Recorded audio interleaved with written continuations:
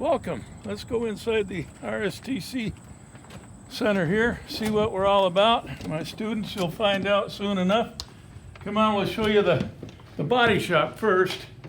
Some of you, if you have an artistic bent, you may want to explore maybe repairing the body of the vehicles. That's where you'll learn over here how to paint, how to put the bodies together, how to fix a car after an accident. You see we have some nice equipment here, big paint booth, big frame machine over there. You can straighten the cars that come in all bent up. We'll get you a locker, we'll get you a fancy shirt, so they'll all know where we're coming from here. Here's our Iron Man. Some of the students made that some years back. Just kind of a mascot to welcome you. Important point. Danger, eye protection required beyond this point. We do take this seriously. So I'm going to go in here. I'm going to put my eye protection on because you only have two eyes. That's all you're going to get. So if you do away with one, bad. If you do away with two, extremely bad. So let's try and keep our eyesight. There's more lockers. You can see we have a pretty good sized shop here. We have a lot of tools, a lot of dangerous tools we're going to teach you to use properly. We have a couple of shop cars here that we can work on. An old Cougar we're in the middle of restoring.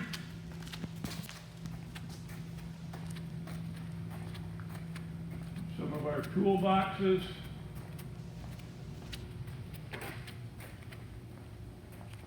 This tool is called a cherry picker or a shop crane or a hoist, whatever you want to call it.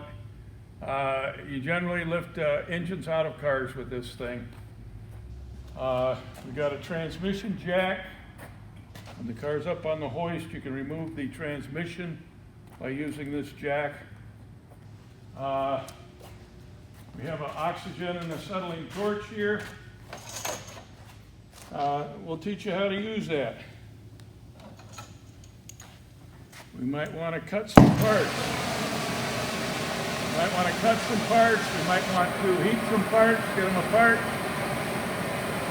Obviously, it could get extremely hot. It's hot enough to melt metal. So we want to know how to use it properly. That is one thing we're going to learn, okay? There's some more shop cars. There's an alignment rack. If your car's not going down the road just right or straight, we'll put it on the alignment rack and see what's bent. We have some drill presses, regular presses. This is pretty much most tools you'll need to do any maintenance work on the automobiles. We will learn this year, again, how to safely and properly use them, and that will be to your advantage. What cars will you be working on? Some of the cars we will work on, you saw some of them, but one of the advantages of this class is if your car's not running just right, or your buddy's car's not running just right, and you ask Mr. Johansson nicely, and it's something that we can repair fairly quickly, you can bring it in and we can fix the car. You pay for the parts, and the labor's your labor. It's free, right? So you save quite a bit of money there, and you'll have the best running car in the school.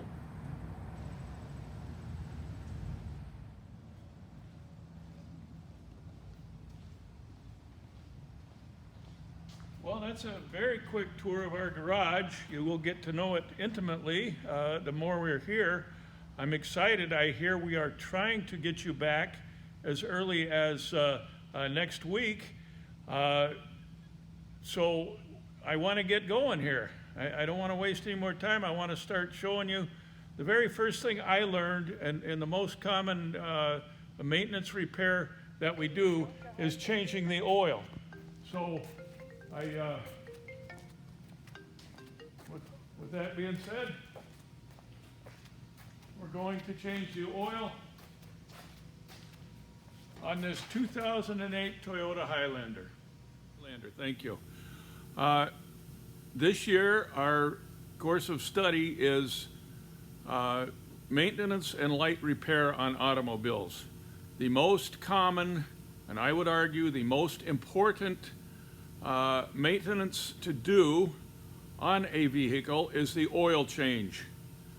There's nothing you can do that will make the engine last longer and run better than changing the oil a minimum of every 5,000 miles.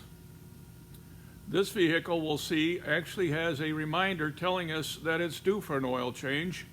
The reminder is on, so today we will go through and give it the oil change that it's asking for. Okay, here we are again in the interior of the Toyota. We're going to start the motor, and we're going to see this warning light that tells us, indeed, it is time for our oil change. And computers make our life easy. Sometimes they make it hard, but in this case it's easy. It tells us when it wants an oil change, maintenance required. We're going to change the oil, and then we're going to reset that light, and in another 4,000 or 5,000 miles, whatever the computer determines is time, that light will come back on, and we will change the oil again. Now, some people want to do it old school. There's a sticker up here that tells when the oil change was last done and when it's due. So some of us old timers that don't really trust computers, that's how we've done it for years. But the newer cars will keep track of it and do a better job of telling you when to change the oil. Okay, while we're inside here, I'm going to go ahead and reach down. If you look down here, there's a hood release, and I'm going to pull that, and that releases our hood so we can get under. Okay, that latch loosened the hood. It comes onto a safety latch, so now we got to reach our hands under the hood, release the hood, open it up. And this particular one, some of them are spring loaded. This particular one has a prop rod that we go ahead and open the hood with. Now we can access under the hood. This is our oil fill, where we put the oil, and I just want to take that off so you can, well, maybe take it off. There it goes. You can see this wasn't rehearsed. I want you to see we need to know what oil this car likes, what weight oil. And this particular one takes a 0W20 oil. Okay, that's fairly new. The zero weight basically means that the oil flows better when it's cold. This multi-weight oil is a little bit different than other liquids. It actually flows more when it's cold. As it heats up, the viscosity or the thickness gets more. Well, they want this engine, because it has a timing chain and a lot of internally lubricated parts that they want oil right away. They specified a zero weight, which is basically like water, so this oil will hurry and get into those parts and lubricate them once you start it. And then as the engine warms up, it goes to a 20 weight to give you a better film of lubrication while it's driving. Now, that being said, we went to the auto parts store and we found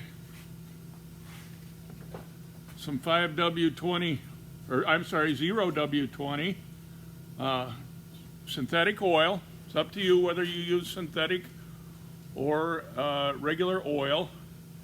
Personally, I think the price of synthetic is gone down, so it's almost on a par with the regular oil. So I use synthetic oil. Your choice, as long as you use the manufacturer's recommended viscosity, the 0W20 in this case. We got the correct oil filter. We hope it's the correct oil filter. Sometimes the parts guy surprises you, but usually they're pretty good.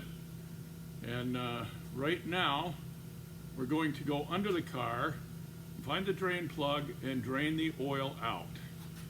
Okay, I've located the drain plug right here in the bottom of the oil pan. The oil just sitting in there waiting to come out. I got my 14mm wrench. We're going to learn about the metric and the American system a little bit. I can tell you right now, metric is superior unless you like fractions. And I haven't met anybody yet that likes fractions. Subtracting and adding and multiplying and dividing fractions. No, just give me the 14. If that's too small, you go with the 15. That's what the metric will do for you. I've pulled the drain plug out, okay? It's simply a bolt with this is a copper washer on there. The copper washer squeezes down and makes a good seal. Keeps the oil in the thing. And there we go. We're draining the oil into this container. We're going to save it, and we're going to send it to the recycler when we're done. While that drains, we're going to open up the oil filter. Now, this unit has a little different oil filter than they used to. This is the most common of the old style oil filters. It's a metal can with a filter, a pleated paper filter inside of it. Careful, it's coming up pretty high. And that was the old style. Well, this new style, to cut down on waste, is actually going back to a little bit of the old style.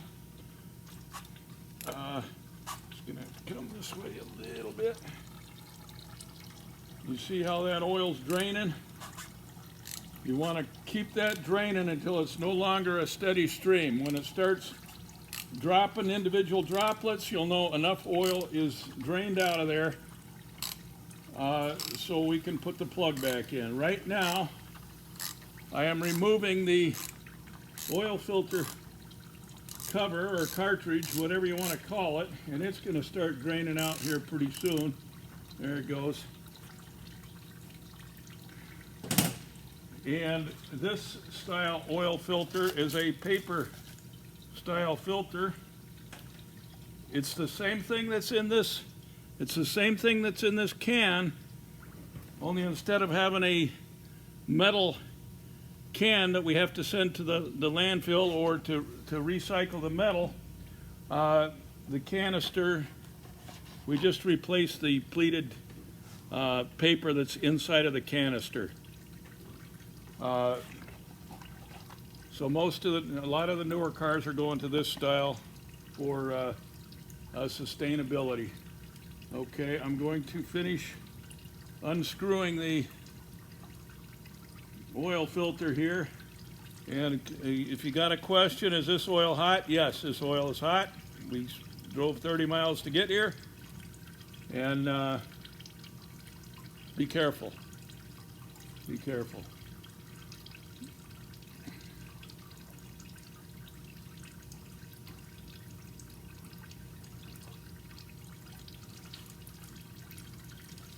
Okay, we've got some papers here.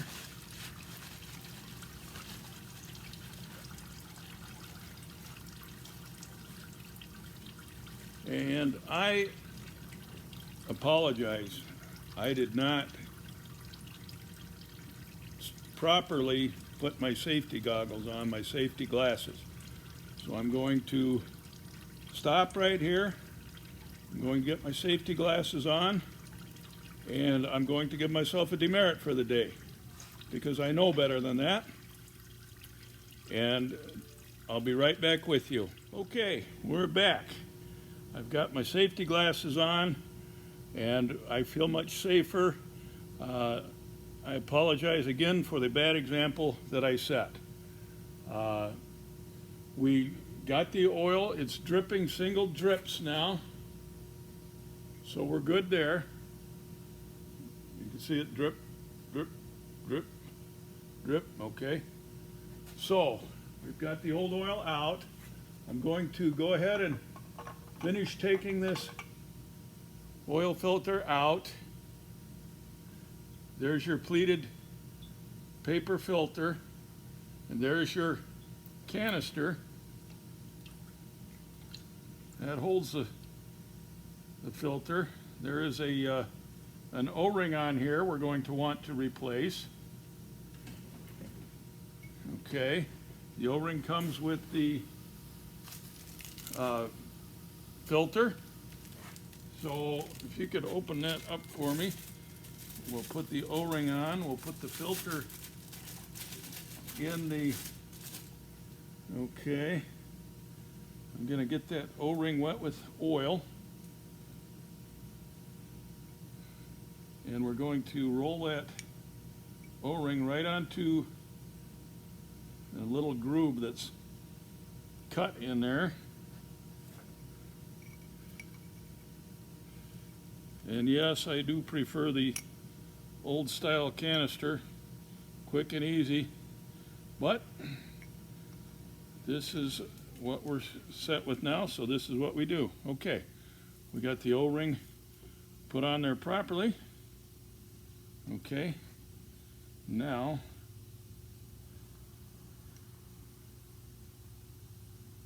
we're going to put the paper in.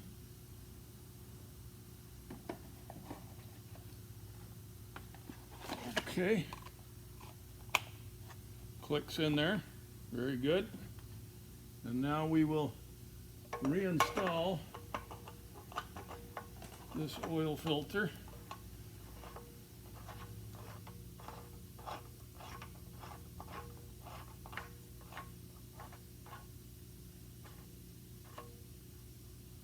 And it has a square on here, and we use the regular 3/8 ratchet, and we'll tighten it up.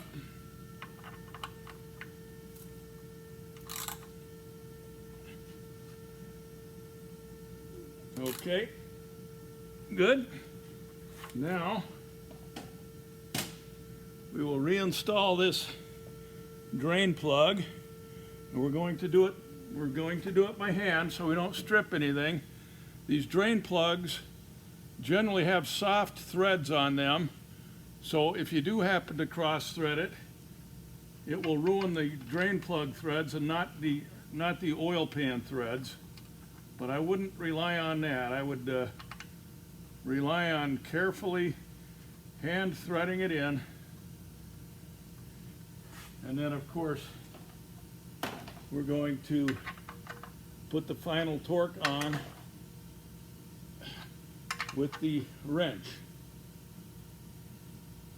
Now, I use the hoist specifically so you guys can see better under here. At home you'd be doing it on jacks and jack stands, but if we have the technology and we have the tools, we're going to use them.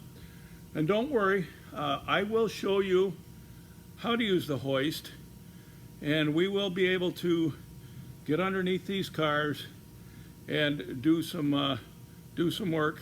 We won't have to roll around underneath like we do at home, and you'll enjoy that. Okay, we are under the vehicle. We're going to take advantage. We want this vehicle to be safe, and if we're working in a shop, we want to see if there's anything the car needs. We can sell the customer. You're doing the customer a favor, telling them what's wrong with the car, and you're doing yourself a favor, selling a job that you can make money on. But this is my brother's car, so we're just going to check it over, make sure it's safe. First thing we're going to do is take a look at the tires. Take a look at this tread. Make sure the tread's good. There's no bulges, no cuts on the tire. We're going to check the tire pressure. We're going to shake the wheel, make sure there's no play in the front end components. Okay. We're going to come on back. Here's the exhaust system. We can see if we find anything with the exhaust. This one seems to be doing just fine. We got a cover here over the gas tank. I don't see any oil or water or gasoline or any type of leaks there. We're going to shake the rear tires. You can't really see the struts there, but shocks or struts. You look, make sure they're not leaking. Everything seems pretty tight here, so that's good. There's our muffler, there's our spare tire. Okay, I'm liking the looks of this. I don't see anything that requires immediate attention. So we're going to go ahead and lower it down, put some oil in this car. Okay, well, also while we've got it up, I want to show you where we've lifted this car from. We are definitely going to spend a lot of time on the hoist, the proper use of the hoist, the safe use of the hoist. Now, I just want to show you, we have this hoist set on what's called a pinch weld. It's where the bottom of the body of the car comes, the bottom of the frame of the car, and they weld it together. There's a little piece hanging down about 1 inch. It's called the pinch weld. We try to get on that. We do have to be careful. In a Michigan car, if there's rust there, we won't be able to do that. We may have to grab it from somewhere else, but this one's pretty solid. So we put it on the pinch weld here, and on the pinch weld here. Same on this side. And so you get a good solid vehicle, and you're not afraid to go underneath it. Here's our controls for the hoist. It does have a safety latch, so if it loses power or loses hydraulic fluid, it won't drop. It's on the safety latch right now. So this is to lower it. It won't lower because it's on the safety latch. Again, I'm just doing a quick overview. We will spend a lot of time on this. We will get you up to speed and learn how to safely use this hoist. This is to make it go up. This is the up button. Press the button, you'll hear the motor run, and the vehicle will jump up a little bit. Okay, now that the vehicle's up, we can release the safety catch so we can lower the vehicle. We pull this safety catch down, and we hold it down, and now we're going to release the pressure and lower the vehicle. Okay?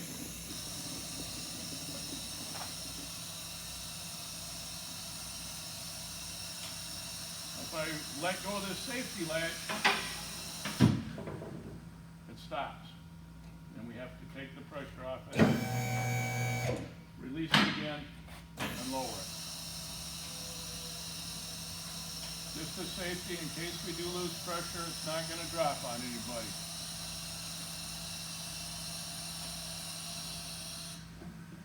Okay, now let's go back under the hood. We got to put some oil in there. Okay, if you remember, we took this oil fill cap off earlier. We set it aside. We take the funnel and we take the oil. Now, we talked earlier about the auto parts store telling us the capacity, how much oil this car takes.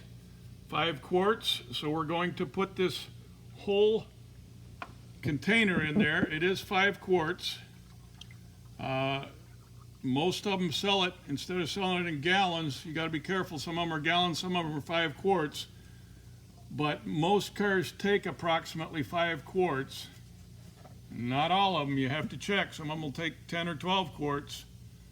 But the capacity is 5 quarts. We put 5 quarts oil in there. 0W20, correct oil. We're We're going to put the cap back on. Okay. We're going to start the car, and a couple of things we're going to check for when we start the car.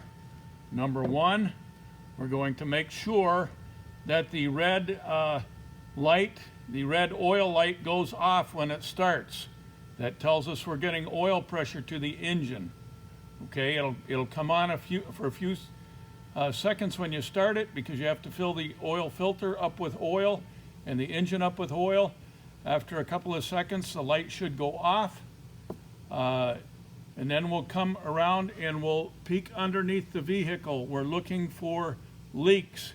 If I didn't get that O-ring on just properly, just right, it may be leaking oil, and you send the car out and it leaks oil out and the motor burns up. Well, who's going to pay for that?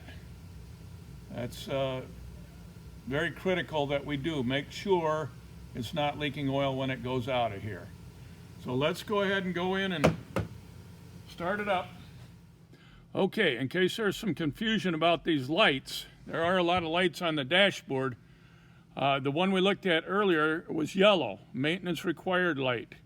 The yellow light coming on, just like a yellow light on the road, says, hey, there's a problem, caution, slow down. But the yellow light, you can continue to drive.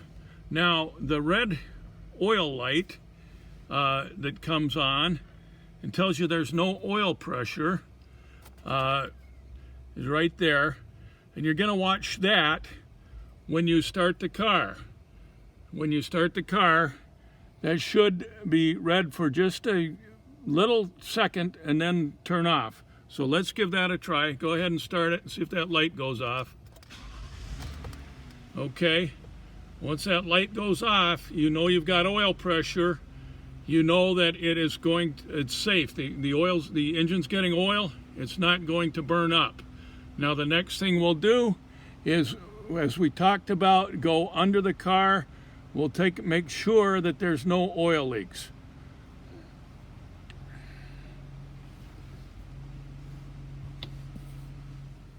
Okay, we just got done starting the car, and now we're going to look underneath to make certain that there's no oil leaking, no leaks underneath.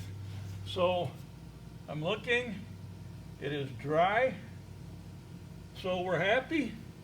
Now we're going to take a quick look under the hood here. Some of the fluid levels that we want to make sure we're good at. Number one, we have the washer fluid here. We're going to want to top that up with washer fluid. Okay. We have the radiator. This is the radiator cap, but this is actually where you check it, the radiator reservoir. And if you look, you can see it's sort of a clear reservoir. You can see the pink coolant about halfway up. That's where you want to be. So he's good on the coolant. We've got a battery here. Let's take a quick look at the terminals. I don't see any green or white corrosion up here. He's good there. We have a brake fluid here. You can see the level. He's got a little max sign here, and the level's right up to the max. We actually just did brakes on this car not too long ago, so that's what we would expect. Most important, after the oil, we're going to check the oil. There's the dipstick. We pull it out. We take a rag. We wipe the dipstick off. Put it back in the hole all the way down. Pull it out again. And we look at the level of oil on the dipstick. And actually, it's supposed to be between these two lines. So we're about a quart low. We're going to have to put another quart of oil in it. So, no problem, we'll do that. But you definitely want to make sure that it should be right to the top line when it's completely full.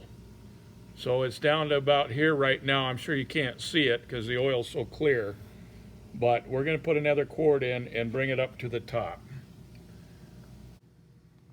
Okay, now we're going to reset that maintenance required light, so it will tell us next time that when we need the oil changed. So we'll turn the key on.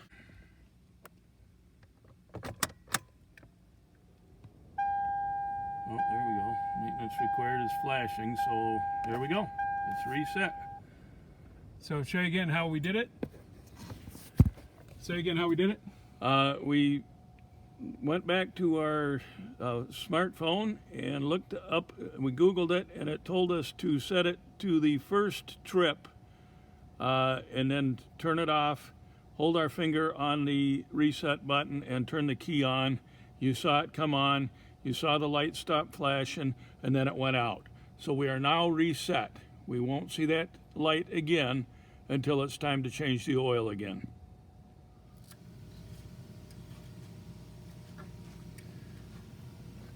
And I think we're about done here. We're going to close the hood.